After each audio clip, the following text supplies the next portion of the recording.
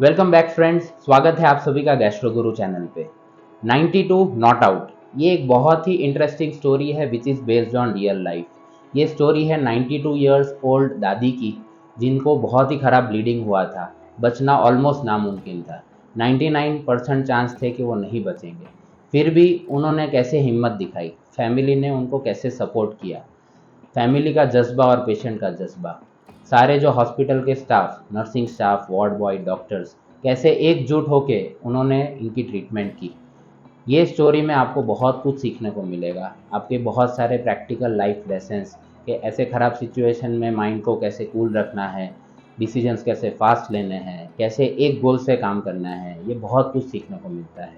ऐसे cases as a doctor हमारी life में भी बहुत कम आते हैं, और ये स्टोरी में सलाम है वो जज्बे की जो पेशेंट का था और जो रिलेटिव्स का था, और जिसकी मदद के कारण और भगवान के वरदान के कारण हम उनको आज बचा पाए।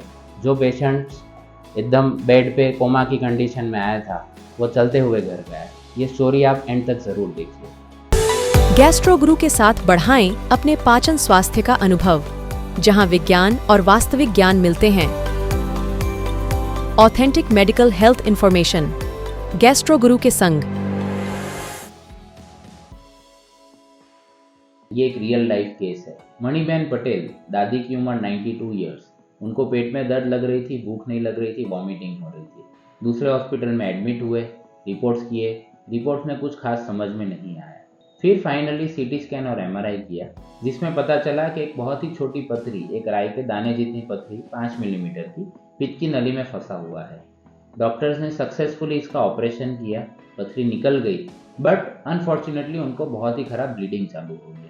डॉक्टर्स ने और 2 बार एंडोस्कोपी करके वो ब्लीडिंग को रोकने की कोशिश की, बट अनफॉर्चुनेटली वो सफल नहीं हो पाए। फाइनली डॉक्टर्स ने हिम्मत हार गए और उनको बोला कि ये एज पे अब माँ जी को ज़्यादा हम लोग हेल्प नहीं कर सकते, माँ जी के बचने की संभावना ना के बराबर है, अब उनको घर पे लेके जाइए। बट माँ जी ने और उनके परिवार ने हिम्मत नहीं हारी, और वो यहाँ पे हमारे पास सिड्स हॉस्पिटल में एक चमत्कार की आशा से लेके आए। आज इस बात को 3 महीने हो चुके हैं और ये एक चमत्कार से कम नहीं है। आगे की जो स्टोरी है वो हम माँ जी के और उनके परिवार वालों के मुंह से सुनते हैं, तो बने रहिए ये स्टोरी के एंड तक। तो चलिए कुछ क्वेश्चंस पूछते हैं अपनी दादी मणिबेन पटेल को। બા તમને જ્યારે ખબર પડી કે કન્ડિશન હવે સિરિયસ છે અને નક્કી નથી કે જીવશું કે મરશું, તો તમારી શું ઈચ્છા હતી? મેરાનું નામ જ લ્યા કરું કે જે કરે તે રામ. બા એમ છે ને, એન્ડોસ્કોપી કરતા તો બધા ખૂબ ડરે, બધા લોકોને બહુ ડર લાગે એન્ડોસ્કોપીમાં। તમારી તો 4 વાર એન્ડોસ્કોપી થઈ ગઈ, તમને ડર નહીં લાગ્યો? અનુભવ કેવો રહ્યો તમારો? મેં ડરી નહીં, મેં હિંમત રાખી કે મરું કે જીવું, પણ એક વખત મેં ડાક્ટરની સેવા કરું, મને કરે ને મને પહોંચતી કરે કે મને જીવતી કરે, બસ એટલું મને બહુ એ હતું। થોડો તો ડર લાગ્યો હશે ને, પણ પહેલી વાર ભગવાનનું નામ લેતી થઈ ગઈ કે ભગવાન હાર કર કે મને પાર કર, બસ। બરાબર। તમને જ્યારે આઈસીયુમાં રાખેલા હતા ત્યારે બધા મશીનો વાગતા હોય, બધા મોટા મોટા મશીન પડેલા હોય, ઓક્સિજન લગાવેલું હતું, નાકમાં નળી નાખેલી હતી, તો તમને કેવું થયું? એનો અનુભવ કેવો રહ્યો? હિંમત કેમ નહીં રાખી તમને?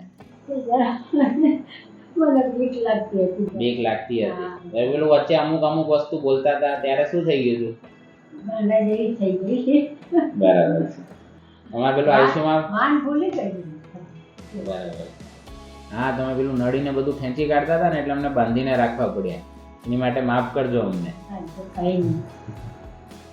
अब कुछ क्वेश्चंस पूछते हैं उनके फैमिली मेंबर, मतलब उनके पौत्र को। आप दूसरे हॉस्पिटल में कौन सी तकलीफ के साथ एडमिट हुए? उसको तकलीफ पेट में थी, जो ताव, वॉमिट, थोड़ा पेट में दुख रहा था। इसलिए मैंने जो किया, पहले बॉटल चढ़वाया, उसके बाद फोटो गिराया, उसके बाद सोनोग्राफी करवाया, उसके बाद उसमें पता चला कि इसके अंदर पथरी है। ओके। उसके बाद एंडोस्कोपी किया, एंडोस्कोपी किया, एक बार किया, 2 बार किया, 3 बार किया और 4 बार किया। ओके।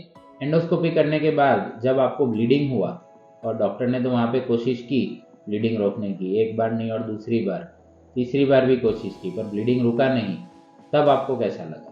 कि घर में खड़ा सब लोग परेशान हो गए थे, कभी दादी नहीं जिंदा रहेगी, उसको ज़्यादा ब्लड चालू हो गया था, फिर दूसरा के सबको बोल दिया था कि अभी दादी नहीं रहेगी। ओके। फिर जब एंड में डॉक्टर ने बोल दिया कि भाई इसमें हम कुछ ज़्यादा नहीं कर पाएंगे और 99% चांस है कि माँ जी नहीं बचेंगे, आप घर पे लेके चले जाओ, फिर आपको ऐसा क्या सूझा कि आप घर पे नहीं लेके गए और यहाँ पे सीड्स हॉस्पिटल में लेके आ गए? हम लोग ने ऐसा कर सोचा तो अभी दादी को रखना है और दूसरी हॉस्पिटल में ले जाके भी दादी को जिंदा रखना है। बराबर। जब हमने एंडोस्कोपी चालू किया उसके पहले मैंने आपको समझाया था कि भाई बहुत क्रिटिकल केस है और कोई गारंटी नहीं है। मैंने आपको बोला था कि एंडोस्कोपी नॉर्मली आधा पौना घंटा चलता है, फिर पर हमको 1.5 घंटा लग गया।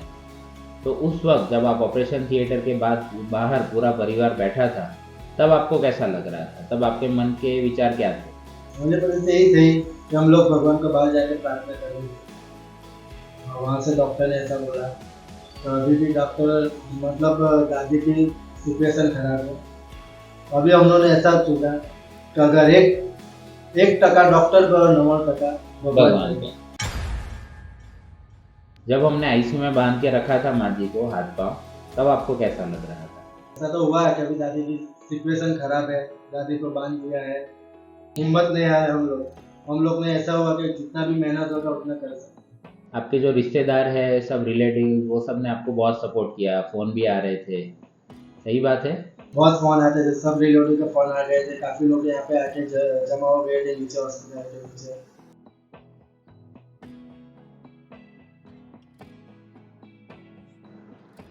सर, आपको जब फ़ोन आया कि दूसरी हॉस्पिटल से सीड्स हॉस्पिटल में ऐसा पेशेंट आपके अंडर में शिफ्ट हो रहा है, तब आपका रिएक्शन क्या था? मुझे तो याद है कि डॉक्टर उमेश शाह ने मुझे फ़ोन किया था, वो काफ़ी सीनियर फिजिशियन है। तो मेरा पहला रिएक्शन तो यही था कि भाई यहाँ पे क्यों शिफ्ट कर रहे हो? अगर वहाँ पे ऑलरेडी 7 दिन से एडमिट है, 3 बार एंडोस्कोपी हो चुका है, ब्लीडिंग बंद नहीं हो रहा है, कंडीशन स्टेबल नहीं है। ये भी श्योरिटी नहीं थी कि दूसरे हॉस्पिटल से यहाँ पे वो लोग सेफली शिफ्ट कर सकते हैं। मैंने तो उनको वही बोला कि सर अगर वहाँ पे भी डॉक्टर ने बोला है घर लेके जाओ, तो उनको आप घर ही भेज दीजिए, बिना मतलब यहाँ पे आएंगे पेशेंट का खर्चा बढ़ेगा। पेशेंट जब सीड्स हॉस्पिटल में आया तब उनकी कंडीशन कैसी थी? उनकी कंडीशन बहुत ही ज़्यादा क्रिटिकल थी। उनका हार्ट रेट काफ़ी ज़्यादा था, ऑक्सीजन लेवल लो था, बीपी ऑलमोस्ट नॉट रिकॉर्डेबल जैसा था। माँ जी ठीक से बात नहीं कर पा रहे थे क्योंकि वो बराबर होश में ही नहीं थे। तो she was in a very critical condition. What challenges did you face in deciding the plan of treatment? ऐसे जब कंडीशन और ऐसे केसेस आते हैं तो it is very difficult for the doctor to decide कि what should be the plan of action. मेरे दिमाग में तो 2 ही चीज़ आ रही थी कि भाई इतनी ख़राब कंडीशन में एंडोस्कोपी करेंगे कैसे, और दूसरा ये भी था कि अगर एंडोस्कोपी नहीं करेंगे तो माँ जी वैसे भी नहीं बचने वाले हैं। क्योंकि ऐसे पेशेंट में जब हम एनेस्थीसिया देते हैं बेहोश करने की दवाई, तो भी एकदम बीपी फॉल हो जाता है, 0 हो जाता है और ऑक्सीजन लेवल ख़त्म हो जाता है। तो पेशेंट को तुरंत वेंटिलेटर पे लेना पड़ता है and then sometimes it is very difficult for the patient to survive. तो मैंने तो रिलेटिव्स को यही बोला कि if you are mentally prepared तो मैं एंडोस्कोपी करूँ, और तुरंत ही एनेस्थीसिया देने के बाद अगर पेशेंट मर जाता है, अगर आपका मेंटल कंडीशन ऐसा है, तो ही फिर हम लोग एंडोस्कोपी के लिए प्रोसीड करते हैं। जब एंडोस्कोपी चल रही थी तब की अंदर की परिस्थिति का वर्णन कीजिए। अंदर तो the situation was very massive, मतलब ऐसे खून की नदियाँ ही बह रही थी। हमने सबसे पहले एक क्लिप मारने की कोशिश की, तो क्लिप वहाँ पे टिक गई, ब्लीडिंग ऑलमोस्ट 50% जैसा कम हुआ, बट ब्लीडिंग कंटिन्यू चालू ही था। उसके बाद हमारे पास एक कोएक ग्रेस्पर आता है, वो एक टाइप का लेज़र जैसा होता है, तो उससे हमने कोशिश की कि हम लोग ब्लीडिंग को रोकें। वो हमने ऑलमोस्ट 10-20 बार यूज़ किया होगा। उसके बाद हमने और 4 क्लिप मारे, उसके बाद भी ब्लीडिंग नहीं रुका।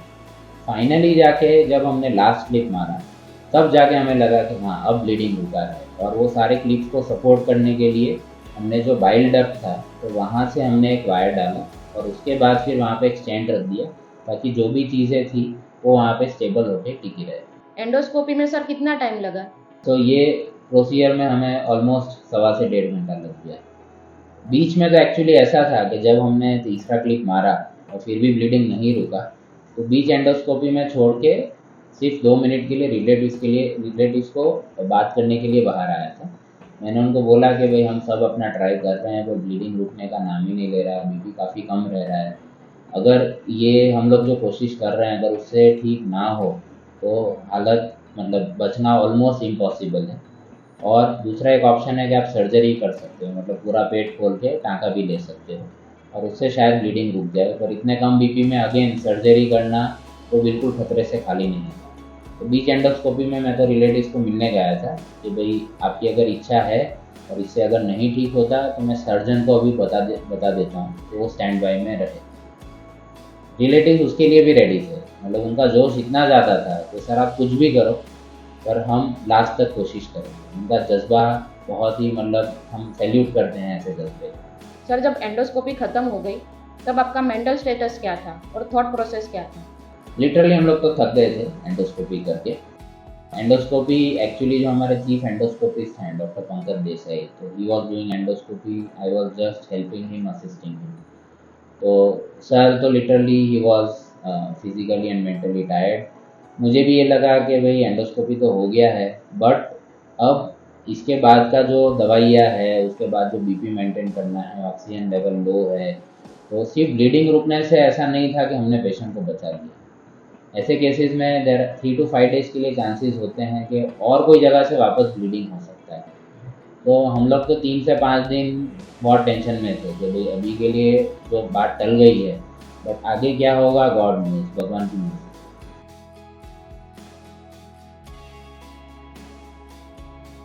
जब चौथे दिन जब हमने नाक की नली निकाली और मुंह से उनको खाना पानी चालू किया, तब आपको कैसा लगा? तब दादी को हम लोग ने देखा ना, तब हम लोग का मन के अंदर शांति हुआ जब दादी थोड़ा भी पानी पी रही है और खाना खा रही है। छठे दिन जब माजी चलने शुरू हो गए, तब आपका अनुभव कैसा था? क्या आपने सोचा था कि ऐसा चमत्कार हो सकता है कि वापस माजी चल सकते हैं? ऐसा तो हमने अपने देख लिया है, अगर मासी अंदर पैदल चल गई उसके बाद हम घर ले जाएंगे। और यहाँ से हॉस्पिटल में जो ले गए और खुशी हमको बहुत हो गई। और इस हॉस्पिटल में से हम लोग मासी को हंसते हुए ले गए, मतलब आए थे बेड पे और लेके गए चलते हुए।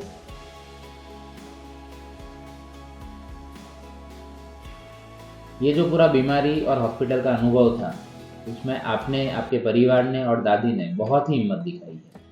अगर किसी के भी घर में ऐसी कोई परिस्थिति उत्पन्न होती है तो आप हमारे दर्शकों को क्या सलाह देना चाहेंगे? वही, अगर आपको मगज थोड़ा शांत रहना चाहिए। दूसरा, तो सब परिवार होकर एक डिसीजन लेना चाहिए अपना, तो डॉक्टर के ऊपर भरोसा रखना चाहिए।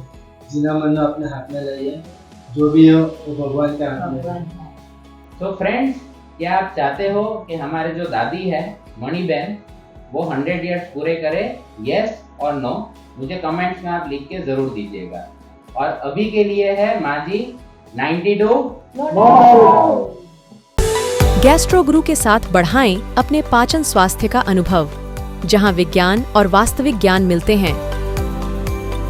Authentic medical health information, gastro गुरु के संग।